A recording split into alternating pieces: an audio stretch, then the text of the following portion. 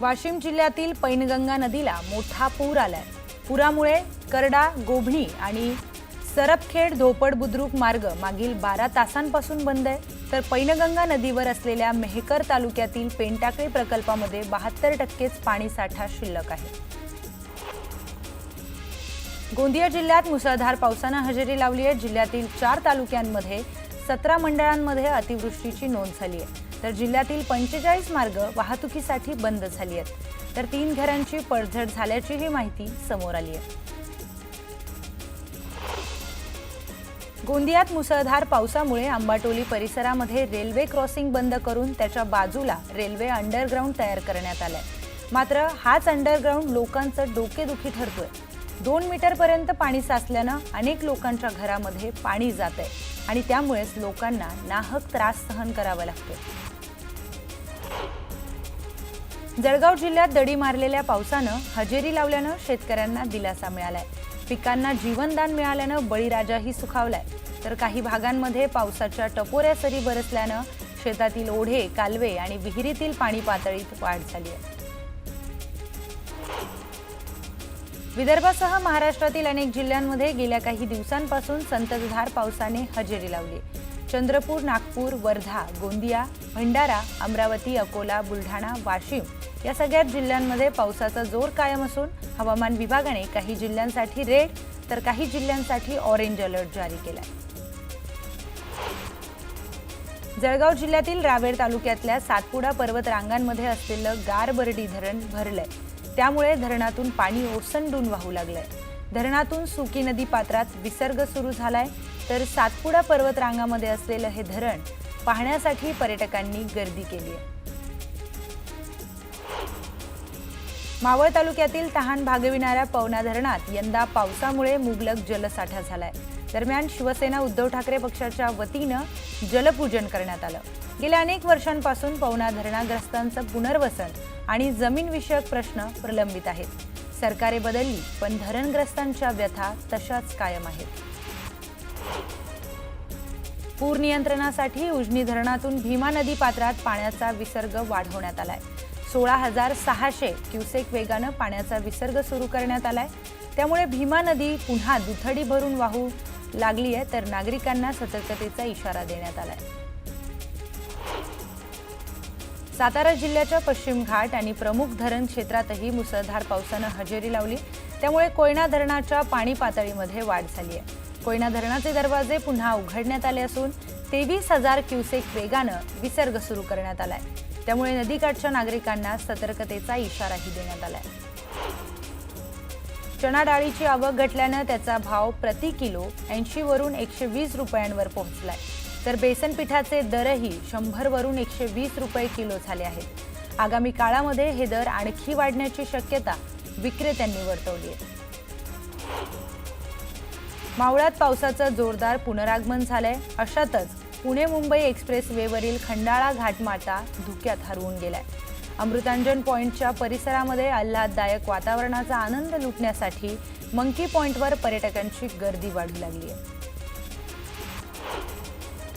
जळगाव जिल्ह्यातील मुक्ताईनगर शहर कचऱ्याच्या विळख्यात सापडलंय। या भागामध्ये बऱ्हाणपूर रस्त्याच्या कडेला डम्पिंग ग्राउंडचं स्वरूप प्राप्त झालंय।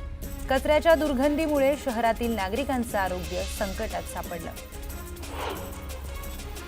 श्रावण मासाच्या प्रारंभानिमित्त जळगाव शहरातील श्री भवानी मंदिर येथून श्री क्षेत्र रामेश्वर येथे आजपासून कावड यात्रेला उत्साहात प्रारंभ झालाय।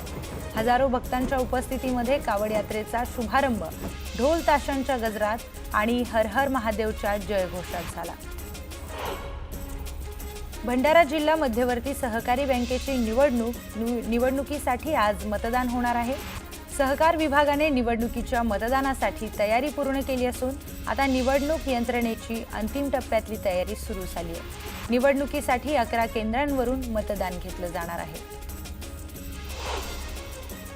मावळातील बेलज गावात एक हृदयद्रावक घटना घडली आहे। 15 वर्षीय दीक्षा ओव्हाळ हिने आंध्रा धरणाच्या पाण्यात उडी घेतल्याने ती पाण्यात बुडून तिचा मृत्यू झालाय। पाण्यात उडी घेण्यामागचं कारण अद्यापही अस्पष्ट आहे।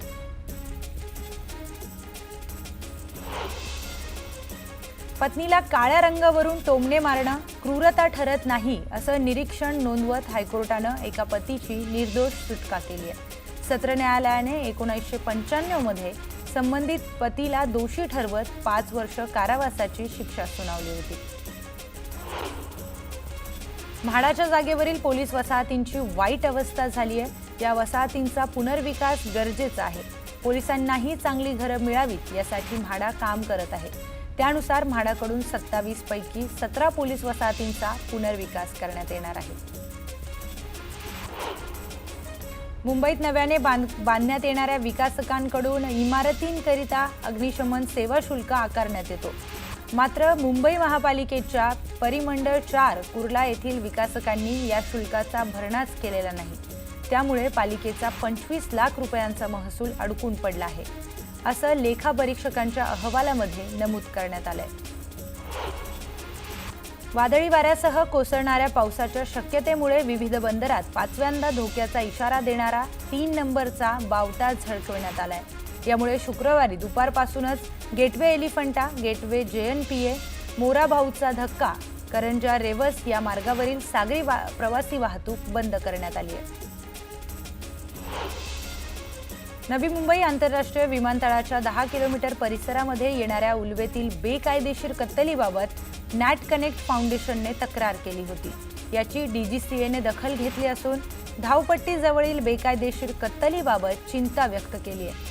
विमानतळास परवाना देण्यापूर्वी येथील कत्तलखान्यांची पुनर्तपासणी करण्याचं आश्वासन संचालकांनी दिले। मागील महिन्यात एअर इंडियाचं विमान कोसळल्याच्या दुर्घटनेनंतर कंपनीतील कर्मचाऱ्यांच्या आजारपणाच्या सुट्ट्या घेण्याचं प्रमाण वाढलंय। या प्रकरणाची DGCAने दखल घेत कर्मचाऱ्यांच्या मानसिक आरोग्याची काळजी घेण्याचं आवाहन कंपनीला दिलंय। नवी मुंबईच्या सुधारित विकास आराखड्याला अखेर नगर विकास विभागानं मंजुरी दिली आहे। अडवली भुतवलीतील 300 एकरांवरील प्रादेशिक उद्यानामध्ये प्रस्तावित केलेल्या निवासी आणि वाणिज्यिक बांधकामाचं आरक्षण नामंजूर करण्यात आलंय। त्यामुळे या एक प्रकारे बिल्डर आणि राज्यकर्त्यांना झटका असल्याचं बोललं जात आहे। तर दुसरीकडे पर्यावरण प्रेमींच्या विरोधामुळे पाम बीच मार्गावरील पाणथळी तुर्तास कायम ठेवल्या आहेत। नवी मुंबईमध्ये मान्सूनपूर्व कामांमध्ये समावेश असलेल्या धोकादायक आणि मोठ्या झाडांच्या छाटणीची कामं अद्याप अपूर्ण आहेत। त्यामुळे 1 जूनपासून 55 दिवसांच्या कालावधीमध्ये 178 झाडं आणि मोठ्या फांद्या पडण्याच्या घटना घडल्या आहेत। त्यामुळे नागरिकांकडून संताप व्यक्त केला जातोय। हार्बर मार्गावरील वाशी पनवेल स्थानकादरम्यान आज 5 तासांचा मेगा ब्लॉक घेण्यात येणार आहे। मध्य रेल्वेच्या मुंबई विभागातर्फे देखभाल आणि तांत्रिक कामांसाठी हा ब्लॉक घेतला जाणार आहे। CSMTहून पनवेलकडे जाणाऱ्या लोकल रद्द करण्यात आल्या आहेत। 1 लाखांचा टप्पा गाठलेल्या सोन्याच्या किमती आता 89,000वर पोहोचल्या आहेत। तरीही सराफ बाजारांकडे नागरिकांचं दुर्लक्ष होताना पाहायला मिळतंय। दक्षिणेकडील राज्यात नारळाच्या उत्पादनामध्ये 25% घट झाल्याने यंदा गणेशोत्सवापूर्वी नारळाच्या उचांकी भाव मिळालाय। किरकोळ बाजारामध्ये नारळाची किंमत 40 ते 50 रुपये इतकी झाली आहे। व्यावसायिक आस्थापनांच्या इमारतींच्या तळमजल्यावरील किंवा तळघरातील वाहनतळांचा गैरवापर होत असल्याचा प्रकार समोर आलाय आणि त्यावर मुंबई महापालिका प्रशासन कारवाई करणार आहे। या इमारतींची अकस्मात पाहणी करून वाहनतळाचा गैरवापर होत असल्याचं निदर्शनास आल्यास दंडात्मक कारवाई देखील करण्यात येणार आहे। छत्रपती शिवाजी महाराज विमानतळावर बॉम्ब ठेवल्याची धमकी मिळाली होती। त्यानंतर तातडीनं सर्व यंत्रणा सतर्क झाल्या आणि तात्काळ सर्व विमानांची तपासणी करण्यात आली। मात्र या विमानात काहीही संशयास्पद सापडलेलं नाही। खारफुटींवर बेकायदेशीर भराव टाकणे, कचरा टाकणे आणि यामुळे खारफुटी नष्ट करण्याचे प्रकार केले जात आहेत। या प्रकरणाला आळा घालण्यासाठी पर्यावरणवादी वनशक्ती या स्वयंसेवी संस्थेने स्वयंसेवकांच्या मदतीने नेरूळ येथील सारखोळे खारफुटी जंगलातून तब्बल 1200 किलो अविघटनशील कचरा बाहेर काढलाय।